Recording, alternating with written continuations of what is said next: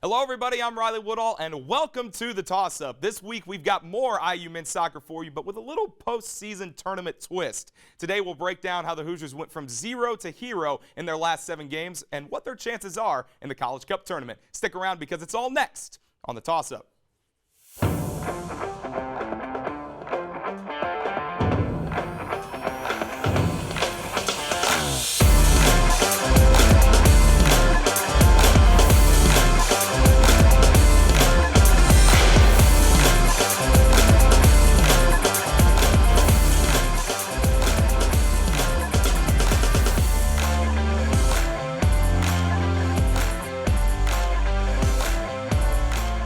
Well, you know what's better than one Cinderella story?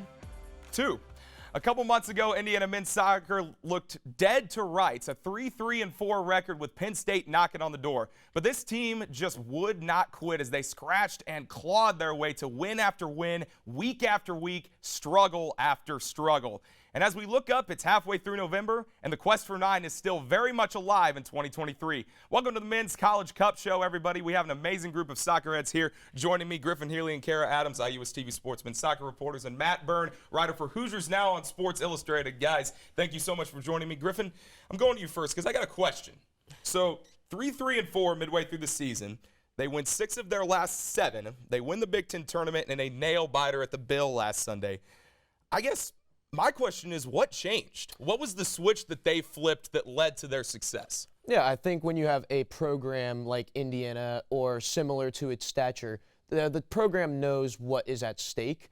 And I think it just comes down to the fact that, they were played in a do-or-die situation, because if they didn't win that first game against Penn State, the season is essentially lost. So you got to get it going now, and I'm sure there were other adjustments that Coach Yeagley made with certain positions that allowed him to capitalize on a run. Yeah, it definitely depended a lot on that Penn State game specifically. They had to win that game, or else they had to win the Big Ten tournament, which obviously they did, but if they wanted to make the NCAA tournament. But also one thing that really helped was moving Hugo Bacharach into the midfield. You also had Brett Beebe back. He missed a couple of games in September for injury, so adding him back to the back line for that Penn State game, just his experience and speed and leadership in the back line helps a ton. And then Hugo completely changed the season by moving him into the midfield next to Patrick. Matt. Yeah, Kara, I think you mentioned basically one of the 3 things as to the reason for change. I think that Hugo, the addition, definitely strengthened the midfield for Indiana, and I also think that there's 2 more things. The first is that Indiana just, breaks started to go their way. It seems like right before that Penn State match that a lot of shots were hitting the post, maybe a margin of 3 inches the other way, and that ball goes in. So I think that they started to catch some lucky breaks, and I think that the other thing is just the timing of it. Really, Indiana went into that match where they had to win it for postseason hopes. They had to win it for Big Ten hopes. They achieved both. And then I think for the culmination of that, it's maybe Indiana saying to themselves that we started this run with Penn State. We've won 8 of our last 9, and Indiana's probably thinking to themselves that let's finish the run by doing the same, and they did just that. So I want to get more game specific. You guys mentioned it. They went over Penn State on October 7th. That sparked that run that Indiana went on in the late stages, and then they also beat the Nittany Lions in the Big Ten tournament last Sunday. How did you see them edge themselves over Penn State in those games? What did they do right that they had failed to do previously in that season? Matt, I'm going back to you. I don't know if it's necessarily a failure before that. I just think that Sam Sarver came up clutch for this team. 2 goals in October with the help of Hugo in the midfield, surging up, 2 great through balls, and then again against Penn State on Sunday. Sarver again kind of cuts inside the edge of the box. We haven't really seen him do that this year. Said that it reminded him of Ryan Wittenbrink. So Sam Sarver coming up has been the team's leading scorer. So that's a big reason. Kara, Yeah. Griffin? Sam certainly helps, obviously getting those 2 goals against Penn State. But also I think Malum Gumbale's really found his groove in the past couple games and just kind of took off after that Shrine game specifically. And you're just seeing he looks like such a more confident player in the field to me. He's just going after every ball and just now getting more shots to go. And also then I think when you look at the Penn State game in the Big Ten championship, it just felt like they were going to win. They just had the momentum from the Wisconsin, from the Michigan game. Like you said, they just were going to finish what they started, and you just knew they were going to win that game. Griffin. Yeah, I think it kind of going back to the question before, it comes down to like making roster adjustments and whatnot, and a lot of confidence growing. Maloon Gambale grew a lot of confidence in the last few games, and so did Tommy Mahalik. Sam Sarver came in clutch for the much-needed games, and moving Hugo Bacharach, kind of like they summarized what really helped them capitalize over Penn State twice. Sometimes it's just confidence too, right? It seems like they were way more confident in those two games, way more confident in the Big Ten championship game. I want to look back a year. IU was a 13 seed last year. It was an unbelievably magical run that they went on all the way to the championship game. They fall short to Syracuse in PKs. Euphoria to heartbreak in seconds. So, Kara, I want to ask you, because everybody wants to know, can they repeat that? Can they do it again? How far do you see Indiana going in the College Cup tournament? This Indiana team reminds me a lot of last year's Indiana team in so many ways, because when you look at last season, they started off kind of rocky, just how this team started off kind of rocky. And then that team went on that huge run. I think this team can do the same. I'm optimistic. I'm always the optimistic one whenever I'm on the toss-up. For some reason, it's always me. But hey, we need one. Exactly. I think they can go all the way once again. Their quadrant is hard, but I don't know. If they keep up that momentum and play the way they did in the Big Ten tournament, it's hard to see who's going to stop them. Well, I think, last year there was a lot of different goal scorers down the stretch, and I think that this year there's a similar trait. Obviously, we were talking about Sam's big contribution, but at the start of that streak, Carson Henderlong added a few goals, and now at the end of the streak, Maloon Gambale, Tommy Mahalik have also contributed. Patrick McDonald with some assists as well. So it just seems like kind of last year where some players now have their confidence, and rather than it being a shaky up and down, it seems like just a lot of people are just jumping on the ship of confidence and being able to score goals. I think that's what happened last year with the team. A lot of different contributors. My guess is going to say that the ceiling is going to be Elite Eight. I think it's going to be a pretty grueling test for Indiana to have to go up against a lot of ACC teams in their quadrant. Maybe that helps them if they found something that works against the ACC. But I think that it's going to just catch up to them. I think it's just going to be grueling, and teams are just going to have the benefit of playing at home, maybe like a Notre Dame or something like that at the 2, and I think it's going to catch up to them. So my ceiling is Elite Eight. Griffin. Yeah, I think the talent on this team is able to capitalize on a run. It's just a matter of gaining the momentum that they've already had up to this point. Starts off with Lipscomb, and then they have their first real test again, if a win after that against number 10 Wake Forest. So it's just a matter of capitalizing on runs, goals, and keeping the defense up, and I could see them making that Final Four run. So, Griffin, I'm going right back to you. Last year, it was Ryan Wittenbrink that was the man for this IU men's soccer squad. This year, who do you think it's going to be? Who is your player of the tournament pick for IU that's really going to elevate them and give them a chance to make a deep run? Yeah, I think on the offensive side, looking at it, it's going to be Sam Sarver. He's been creating a lot of opportunities in the box, out of the box. Yeah, I mean, it's the safe pick. I'm sure they have similar-ish answers, but I do think he's going to be generating a lot of offensive opportunities for other players and for himself.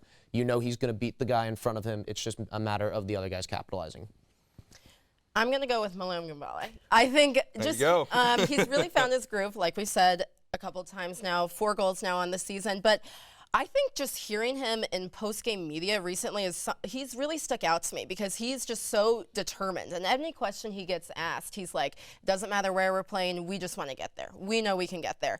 And I think he's going to take his experience, his years on this team, and just his leadership and really step up for this team. Whether it's the right pick or not, I think it's going to have to be goalie JT Harms. Last season, transfer from Duke, and there was a few shaky outings, but right around the Big Ten tournament, into the NCAA tournament, Harms really found his stride, came up with some big games. Head coach Todd Yeagley kind of attributes that run to sort of his play. So I think that they're really going to have to rely on JT again behind goal when you're playing against some really good teams.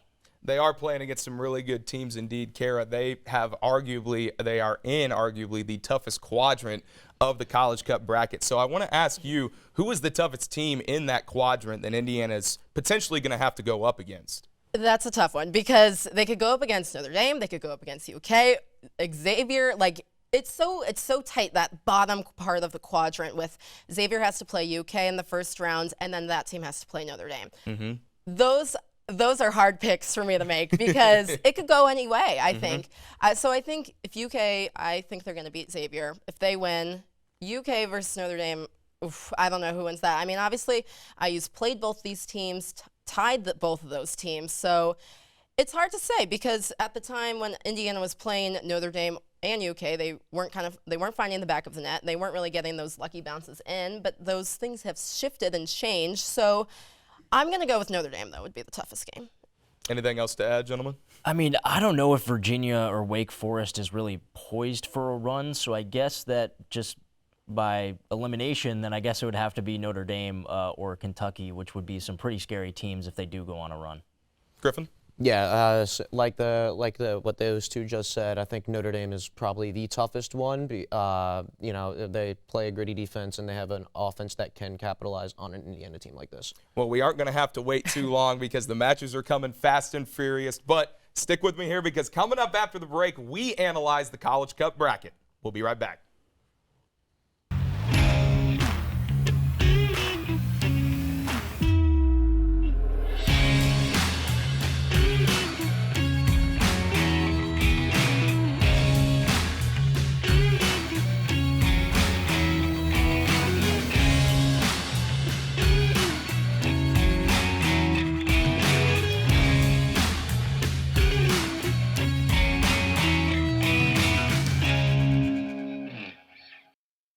Hello and welcome back to the College Cup Show. Today it's a toss-up first. We have a brand new segment on the show for you. It's called Bracket Breakdown. Here's how it works. The other three panelists and myself will each be given a quadrant of the College Cup bracket to predict. We will break down all of our picks and give our Final Four team. After that, we will all decide who will be in the national championship game and who will win the title out of the four teams picked. You guys ready? We're ready. All right, I'm starting it off. Matt's next, and then Griffin and Kara will finish us off. So, I got the top left quadrant: Marshall, San Diego, Missouri State, Stanford, Clemson, High Point, Syracuse, and New Hampshire. I think Marshall advances over San Diego. This is the best offense in college men's soccer. I'm just going to put it that way. They only got 2 losses on the season. This offense is absolutely incredible, and San Diego's going to have no answer for them. Missouri State, Stanford. I got an upset here. I think Missouri State's going to advance over Stanford. Missouri State, they got that ranked win over Maryland early on in the season. The most goals that they've had scored on them in a single match was 2, and I think their defense is going to be able to pick up for it. And I think it's an upset, and the Cardinal faithful are going to go home early, unfortunately. Sorry, guys, but that's my pick. Meanwhile, down low, we got Clemson and High Point. Clemson advances. They got bigger wins. Great team, ACC champs. Sorry, High Point, you're Big South champs, but Clemson's just better. Syracuse, New Hampshire. New Hampshire advances. Syracuse, they only got 2 ranked wins. They're defending national champs, but they've kind of been off this year. They've kind of been off and on, winning and losing. So I don't feel confident about that. So we got Marshall, Missouri State. Marshall, 52 goals on the season compared to their opponents' 14. This offense is insane, led by Matthew Bell and Marco Silva. They're going to continue to dominate, and they're my team to actually advance to the Final Four. A little bit of a spoiler alert. We got Clemson, New Hampshire. New Hampshire upset. Well, I guess not really upsets because they're 8 seed, but they beat Clemson. It's going to be really close. These two teams are very evenly matched, but I think it could probably go into PKs, go into overtime, and New Hampshire advances. But do I think that maybe New Hampshire gets the upset over Marshall? Absolutely not. Marshall is amazing, and they're going to win the entire thing. Marshall is my Final Four team. Matt, you're up. All right, so going to be looking at the bottom left quadrant. This is some burn ball bracketology. Oh, boy. Here we go. So this bracket has got number 4 Georgetown, number 5 West Virginia. We're going to start up at the top. West Virginia, Louisville. Louisville has been kind of inconsistent this year. 4-3 win at number 2 Notre Dame, but then a 5-1 loss at Clemson as well. Ouch. West Virginia, only 2 losses this year as well. So West Virginia is going to win that one comfortably. I actually have Vermont beating UCF here, kind of a little bit of an upset. Vermont went to the Elite Eight last year. Definitely some experience. UCF, back-to-back losses. They have to sit. I don't know if that's really going to help, and they haven't really been in this national seed position as of recently as well. Going to go down to UCLA and LMU. I think LMU is going to get past UC Irvine, even though that they won the Big West. That was Griffin's team before we came on. So we're kind of upsetting him here a little bit. Sorry, Griffin. I mean, mean, LMU at the start of the year beat Virginia, midway through the year beat UCLA, and then just recently beat Portland. That's 3 ranked wins. Some could say that it might be tough to get 2 victories over the same team, but I think that it's just going to be comfortable for LMU to go to UCLA, get the job done. I think that James Madison is actually going to beat Pittsburgh as well. I don't know. That's kind of just a gut feeling. Okay, all right. James Madison. I I mean, Pittsburgh out of the ACC, James Madison out of Right. the Sun Belt. 2 strong conferences. But James Madison has picked up some good wins, has stuck around with some Sun Belt teams. I would not be shocked. So West Virginia against Vermont. West Virginia lost against Marshall in the Sun Belt final, 3-2, good game. So I think they're going to be hungry there. Vermont's run is going to come to an end, and then James Madison. Oh, I'm sorry. And then I got mixed up a little bit here. You're good. You're all good. You're Sorry. all good. So it's You're good. Georgetown now moving with James Madison. I think I think that Georgetown, they beat Xavier earlier in the year, and then they lost to Xavier in the conference final. So I think it's a good lesson for this team, not to really overlook anybody. So I think that they're going to beat JMU. So now we have LMU versus Georgetown at the bottom. I'm going to send LMU. You're going to send to them the Elite Okay. Eight. To the Elite All right. Eight. Just a lot of ranked, yes, a lot of ranked wins. I got mixed up there, He's but the I'm doctor. confident. He's I the got mixed doctor up, but over I'm here. confident on that pick. And then West Virginia versus LMU. Sadly for LMU, I think that the run is going to come to an end. West Virginia been a good team all year, so they're going to go to the Final Four. All right, Griffin, you're up. Top right of the bracket. Yeah, so we got the top right of the bracket right here. So going with the top end of this, we have Memphis and SIUE, and I think it's going to be Memphis who plays it, just with tougher competition in a tougher conference, but I could see it going either way. So we're going to have the Tigers moving on to play the Tar Heels. Now, with Bryant and Yale, similar to the reasoning there, I think we have Yale beating Bryant, and they're going to move on to Hofstra. But I think Hofstra, capitalizing on an offense, they're going to beat Yale, and then North Carolina is going to defeat whoever wins this match. And then, North Carolina's defense has been very prominent. They've only allowed 12 goals this season and have a goals against average of 624. Yeah. So I think they move on very easily. Now let's look at the bottom side of this, and I have Oregon State beating Seattle U. I think that there's going to be a momentum there for a little bit before they end up losing to an in-state rival in Portland. Denver and LIU, I have LIU going for that one. I have nothing wrong with Denver. I have a gut feeling with the hometown boys getting it done there. But I think their magic is no more against SMU. The SMU. And then finally, I think Portland pulls off the upset here. I think Portland will really play complementary soccer, and their offense is going to capitalize while maintaining a defense. Now, with the 3 versus 11, it's going to be a toss-up. I think it's going to be a lot closer than what people expect. But I wasn't even anticipating that. But I think it's going to be an overtime winner with North Carolina. Yeah, North Carolina, there you go. All right, Kara, you're All up. right, Last let's bring one. it home. Bottom right. The Here we Indiana go. quadrant. Here we go. Okay, I'm going FIU over Mercer, but they're going to get beat by UVA. The Hoosiers are going to beat Lipscomb tomorrow night, and they're going to take on UVA, and I think they're going to upset the Hoos. They're going for it. Okay, there we go. Or excuse me, they're going to upset Wake Forest, then take on UVA and upset the Hoos. Now, when we look at the bottom part, this is where things get tricky, I think. I'm going to go with Green Bay beating Western Michigan, but they're going to take on the Blue Devils. Fall short. Their season's done. Blue Devils going. Now, these 3 teams, man, I don't even know how to unpack How this. did this happen? I almost want to say Xavier's going to beat Kentucky. I think if Xavier could beat Notre Dame, it could be fun to see Indiana potentially have to take them on in the Elite Eight. Jansen Miller, Carson Hunterlong play their old team. But I'm going to go with the Cats anyway. They're going to move on, take on Notre Dame. I think Notre Dame gets it done, and we see Indiana and Notre Dame in South Bend in the Elite Eight, and the Hoosiers win. The Hoosiers beat the in-state rival, and they're going to the Final Four. So we have Marshall, West Virginia, North Carolina, and Indiana. Of those 4 teams, guys, who is the national champion? We'll start over there. Yeah, I think this is quite the battle. It's going to be like the unmovable object in UNC's defense versus the unstoppable force in Indiana's offense right now. Right, there you go. It obviously depends on how they capitalize, but I think if there is a capitalizing on the offense, Indiana takes this. You got Indiana winning. Okay. Wow. All right. Well, I told you all before, I have Indiana winning as 2 well. for 2. 2 for 2. Okay. You know, They got the double. They need the third. That's what all their players keep saying in media after. you know, as an Indiana student, would be easy for me to make it 3 for 3 here. But I'm not. I'm going Marshall because that offense is unstoppable. I'm sorry, guys. Hoosiers, you're going to make it, but lose again, and the quest for 9 will continue. Matt. We just rattled off 48 teams. Who's in our Final Four? So you've got Marshall, West Virginia, North Carolina, and IU. Out of those 4 teams, who's going to win it? I'm just going to mix it up. I'm going to go with North Carolina. Okay. All right. Why not? Defense wins championship. Yeah, I guess so.